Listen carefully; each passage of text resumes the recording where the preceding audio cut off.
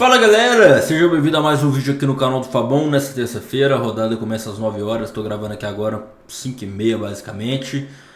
Tem alguns jogos que faltam sair os desfalques, mas a gente vai analisar todos os jogos aí da rodada, 7 joguinhos, né? 3 jogos ali de madrugada na meia-noite. Deixa o seu like, se inscreve, vamos pra cima, lembrando que vai ter um mod 10 pra vocês aqui no link fixado. Cara, primeiro jogo, Sixers e Suns, as duas equipes jogaram ontem, né? Basicamente a equipe do Suns ganhou do Nets, a equipe do Sixers ganhou do Pacers, inclusive pegamos Green em live, tá? Lá no nosso grupo gratuito na vitória do Philadelphia 76ers. Vou destacar 2 pontos aqui com vocês. Primeiro da equipe do Suns, um excelente jogo coletivo, né? Quando você tem 6 jogadores com duplo dígitos, né? Isso indica um excelente jogo coletivo, todo mundo jogou bem.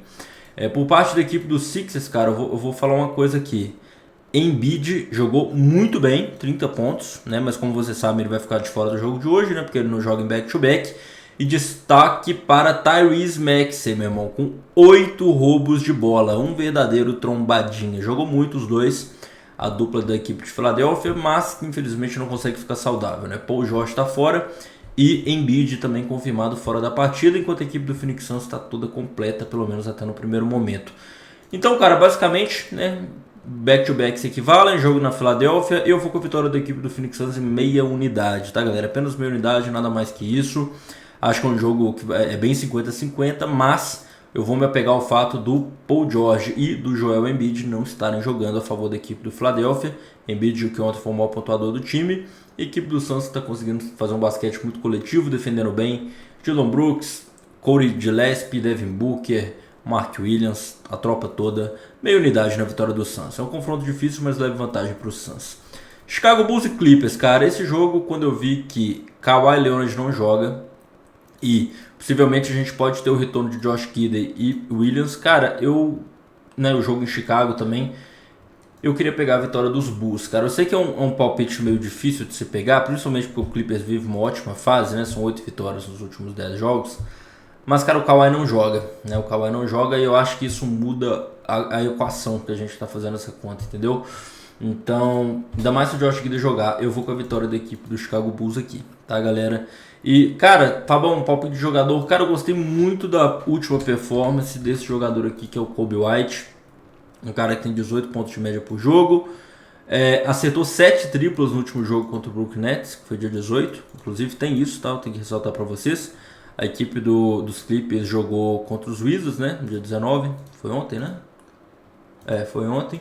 Enquanto a equipe dos Bulls vem descansada desde o dia 18, jogando em casa. Então, eu acredito na vitória da equipe do Chicago Bulls. Eu acho que o pontos, rebotes e assistências do Coby White, esse jogador aqui, que agora está começando a jogar 30 ou mais minutos, pode ser que bata, tá? Vejo um excelente jogo. Próximo confronto, Houston Rockets contra Spurs, cara. Este confronto já é bem mais pegado. A equipe dos Rockets vem sem Steven Adams, seu pivô, né? Então o Wembanyama vai ter que enfrentar ali mais ou menos o Sengun no garrafão, é o que a gente tem expectativa. Rockets, que eu vou destacar esse camarada aqui, né? Que até então na temporada estava um pouco sumido. O Jabari Smith Jr. fez seu melhor jogo da temporada, né? 7 bolas triplas, 32 pontos, foi o cestinha da partida. Jogou muito bem, né? Kevin Durant, 8 assistências, fazendo um papel mais de armação, um time que estava muito dependente dele. Cara, o problema é o Wembanyama, né? É o Wembanyama e assim, os Spurs e os Rockets já se enfrentaram nessa temporada, foi vitória da equipe dos Spurs nesse jogo aqui o De'Aaron Fox não jogou, né? E ele vai estar confirmado para o jogo de hoje. Então eu realmente acho que vai ser um jogo muito difícil no garrafão dos Rockets. Eu tô um pouco mais inclinado na vitória dos Spurs, né? Na verdade, como o Spurs está de azarão, eu pegaria até um handicap. Quem quiser ir um pouco mais agressivo pode pegar a vitória, mas eu acredito que o handicap é a favor dos Spurs.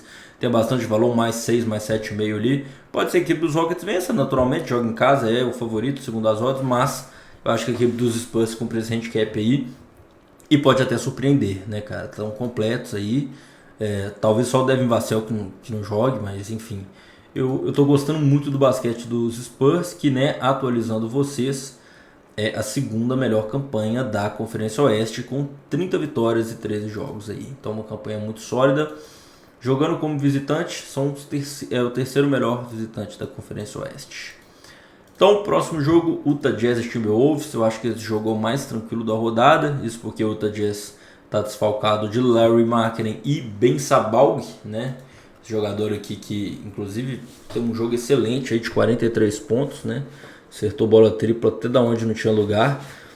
Mas, cara, falando sobre o jogo em si, T-Wolves vem praticamente completo, né? A equipe do Utah Jazz, assim, não vive boa fase, se você for pegar o panorama geral dos últimos jogos, né? A equipe do Utah Jazz tem 8 derrotas nos últimos 10 jogos, né? Então isso complica bastante. A equipe do Timberwolves já enfrentou o Jazz 2 vezes na temporada, em ambos os jogos ganhou, fazendo 120 ou mais pontos em ambos os jogos. Então, eu acho que é uma vitória bem tranquila da equipe do Timberwolves. Eu acho que tudo favorável ao Timberwolves, como handicap negativo, ganhar no intervalo, ganhar a final do jogo, coisa nesse sentido tem bastante valor, tá bom? Agora a gente vai para os jogos da meia-noite. Lembrando, galera, deixa o seu like, se inscreve. Vai ter um mod 10 para vocês aqui no link fixado, não esquece de pegar. Se você ainda não faz parte do grupo gratuito, entre, é de graça. Por lá envio várias dicas, bilhetes prontos de vários mercados. Não trabalho somente NBA, mas todos os esportes americanos. Inclusive ontem a gente pegou a vitória dos Sixers aqui, que foi, né, vai ser o primeiro jogo da rodada, contra a equipe do Indiana Pacers, né? A gente tava vendo o jogo lá, vimos o valor, mandamos a entrada ao vivo, Green tá na conta, vamos que vamos.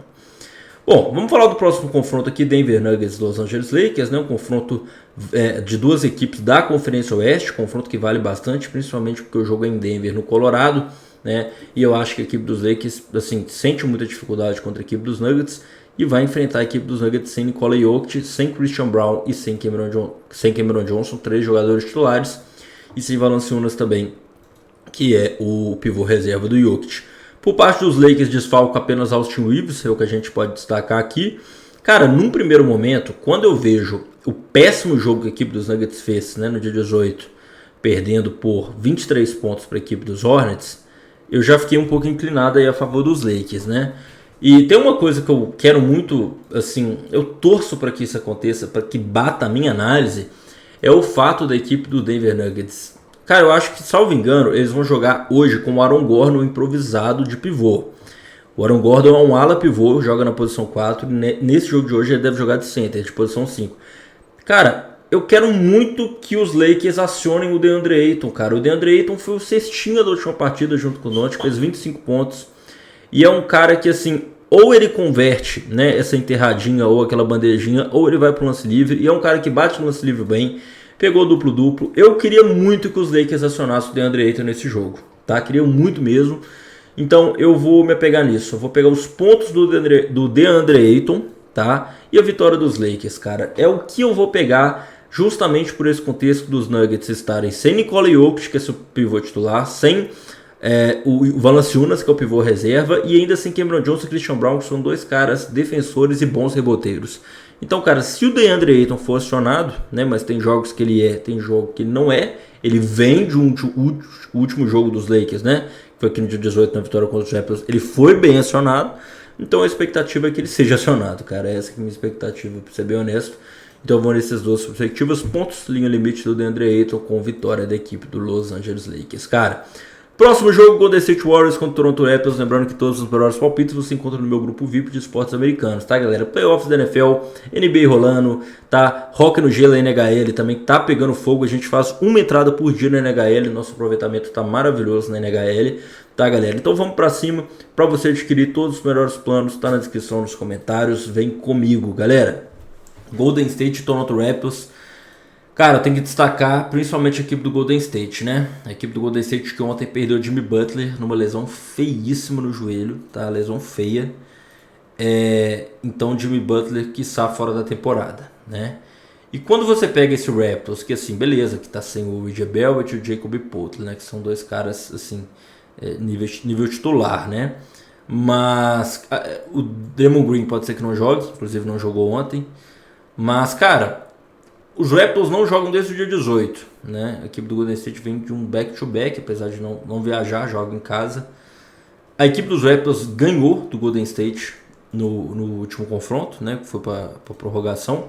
Mas o que eu vou querer pegar aqui com vocês, cara? Eu vou querer pegar um handicap a favor do Raptors. Eu acho que principalmente com essa lesão do Jimmy Butler, eu acho que a equipe do Raptors pode vir para morder aí com tudo. O fato da equipe dos Raptors também já ter ganhado o Warriors na temporada me instiga um pouco mais a pegar esse handicap, né, como uma boa zebra aí pros Raptors. Eu vou pegar os pontos do Stephen Curry, cara, muito porque o Jimmy Butler não joga. Então isso vai criar uma necessidade a mais do Stephen Curry, às vezes ter um volume maior de arremesso, criar mais jogadas, arremessar mais de 3.